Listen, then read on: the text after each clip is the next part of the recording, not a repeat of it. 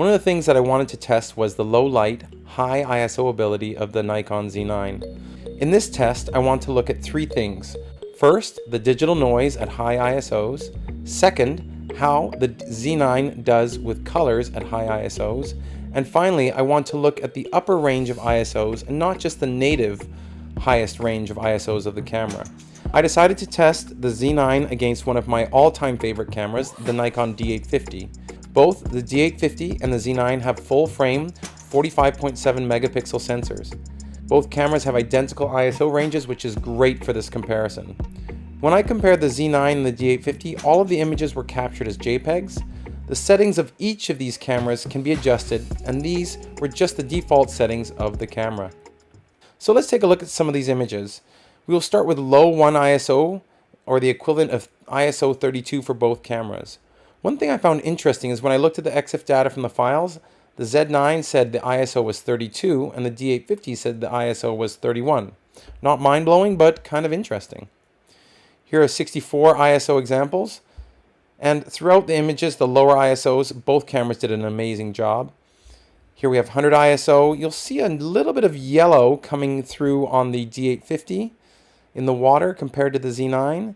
And you can see that again here at ISO 200, ISO 400, very much the same, ISO 800. As the shutter speed increases, you can see the texture of the water a bit more, ISO 1600, and I actually find the texture of the water interesting. Not exactly sure what's going on here, how it's different with the Z9 with the D850. Maybe there was a bit more wind, I have no idea, but if you have an idea, let me know. Up to ISO 3200. Those highlights in the water, purple highlights in the water, look more pronounced with the Z9. Again, not exactly sure why. ISO 6400, they're both doing a great job. ISO 12800. Here's the top native ISO for both cameras, 25,600. We'll take a closer look at this image in a second. High 1, high 2, and we can really see some noise in the black sky with both of these images. So anyway, let's take a look at this image captured at the highest native ISO for both cameras, 25,600. And we'll zoom in, and zoom in about 500%. And now as you can see, this is the D850. There's quite a lot of noise, especially up near the sign on the hotel. And when we compare to the Z9 image, has less noise, but there's more smoothing. Now the smoothing makes the image look a lot less sharp in this magnification. So let's check out the difference. Sort of back and forth. Now let's take a look at another image. At the time I captured these images, there were lights in the area which were changing colors a bit, so that's why you can see the structure in the bottom left of the frame looks more blue for the Z9 than purple for the D850. Don't worry about it, it's just the lights changing. And through the lower ISO range, the cameras did a great job. The D850 tended to underexpose compared to the Z9 by about a third of a stop. So some of the images might appear a little bit lighter with the D850. For example, here the Z9 is 1/5 of a second and the D850 was 1/4 of a second. But you can see that they're very similar overall. ISO 6400, 25,600, high 1, high 2, which is 102,400. Again, noise visible at this magnification. So here's the full image that was captured. And here's part of the D850's image across all of the ISOs. Now, what I'm really impressed with is the consistent colors in the building across these ISOs. When you look at the bottom of the images, you can see some slight differences in color in the water, including some green at the very high ISO, which I'll talk about later. However, there are colorful changing lights in the area, which could be responsible for some of the colors in the water down at the bottom of the frame. Here we have the ISOs across the same image for the Z9. Once again, I'm really impressed with the colors and the lights in the building. They look amazingly similar from the low ISO up to the high ISOs. And again, you'll see a slight difference in color on the water, but that's probably because of the surrounding lights. Let's zoom in about 400% and look closely at the image for each camera. Once again, you'll see that the D850 has some noticeable noise, and the Z9 has a lot more smoothing and less noise. However, you can see that the smoothing has an effect on the sharpness. Take a look at the trees in the two images. So here's the D850 and the Z9. Once again, the D850 was about a third of a stop brighter, exposed, than the Z9, but you'll notice the sharpness difference. And let's just take a quick minute to take a look at the lower ISOs of both of these cameras with this image. Here is ISO 64 for the Z9 and ISO 64 for the D850. Again, slightly lighter, just a little bit more exposure decided. I just like the look. This is the Z9. I like the overall look a little bit better. It just looks a lot cleaner to me. But when looking at noise and ISO performance, they both look really great. There aren't any artifacts or anything. Here's the Z9 at 25,600. You can see the noise, and you can see the Z9 trying to smooth out the image, especially in the underside of that building. Here we are at ISO 64. Everything looks really clean. Now, the D850, ISO 64, and 25,600, the D850 seemed to create a lot more varied colors in the noise of the image.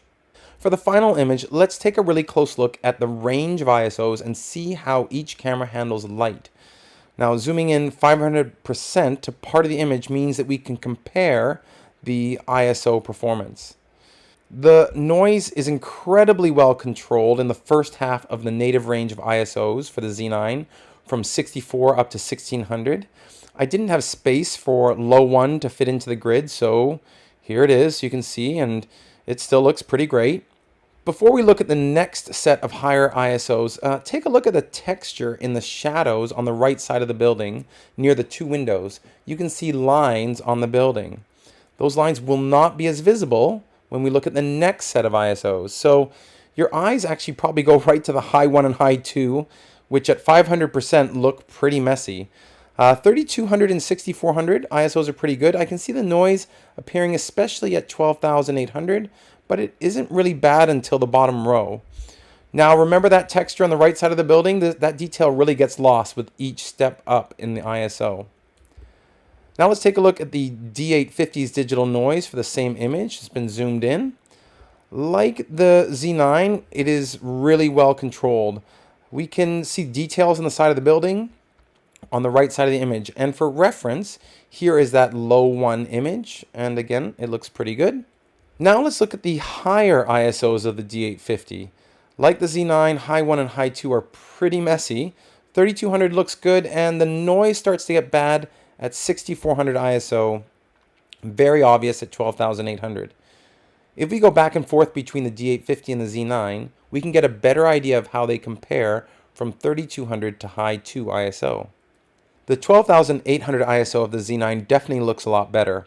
Once again, the noise of the D850 is much more visible than with the Z9. And the smoothing is much stronger in the Z9. The smoothing looks pretty bad actually in the structure in the bottom of the image with high 1 and high 2. Compare it to the 12,800 image and you can really see it. But the colors and the noise looks really bad at high ISOs for the D850, and I definitely prefer the Z9 when it comes to the high ISOs. Something else that I noticed based on the images I captured, at the very highest ISO, that is high 2 or the equivalent of 102,400, the D850 tended to have a green tinge when compared to the Z9. It's very pronounced in this image.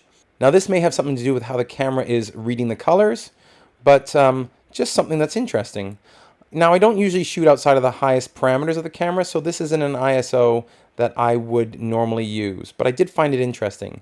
You'll also see that green tinge in the D850 image on the right. Once again, this is the highest ISO of 102,400. So what is my conclusion? The colors from both cameras were really well represented in the overall ISO range. The D850 sometimes had a bit more yellow overall in the image, and at high 2, the D850 sometimes had a lot of green in the photo. The noise of the JPEGs from these two cameras is really well controlled. The Z9's JPEGs tended to have less noise than the D850. The quality of the noise was better with the Z9, and the D850 had many different colored artifacts, especially at the really high ISOs. However, the smoothing of the JPEGs from the Z9 meant that they were softer than the JPEGs from the D850. Because all of these images were captured with the default settings of each camera, you will be able to experiment with your own camera settings and also explore what you can do in post-production. If you like the content I am creating, please consider subscribing. Thanks so much.